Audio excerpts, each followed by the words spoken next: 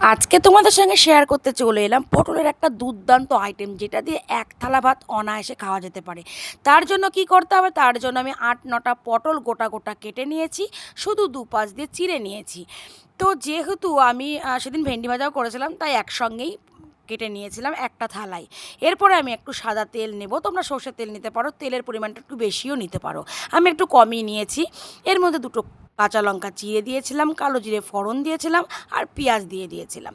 তো আমি মনে মনে ভাবলাম দুবার করে পটল ভাজবো, কারণ অনেকটা দেরি হয়ে গেছে আজকে রান্না করতে করতে।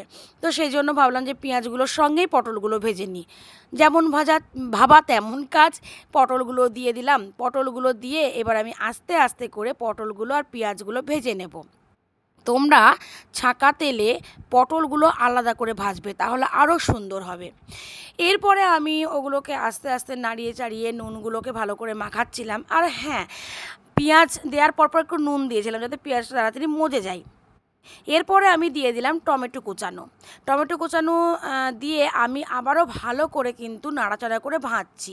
এরপরে ভাজা ঢাকা হয়ে গেল। ঢেকে ঢেকে ভাজলে কি হয়, তাড়াতাড়ি মানে সেদ্ধটাও হয় আর ভাজাটাও ভালো হয়।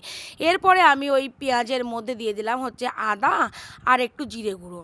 এরপরে এটাকে ভালো করে নাড়িয়ে চাড়িয়ে নিলাম। তারপর পটলগুলো দিয়ে দিলাম। পটলগুলো দিয়ে ভালো করে মাখিয়ে নিলাম।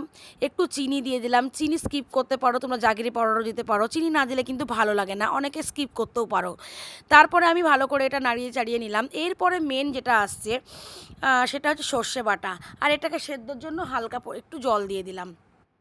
তো এরপর আমি সর্ষে বাটা দিয়ে দিলাম। তো সর্ষে বাটাটা একটু বাটিটা ধুয়ে দিয়ে দিলাম। এরপরে ভালো করে নাড়াচাড়া করে যতক্ষণ না কালার আসছে ততক্ষণ নাড়তে চাড়তে থাকলাম। তো এই আইটেমটা করে দেখো, জাস্ট অসাধারণ লাগে। ভাত খাওয়ার সময় গরম গরম ভাতে আর কোনো তরকারি লাগবে না, বিশ্বাস করো।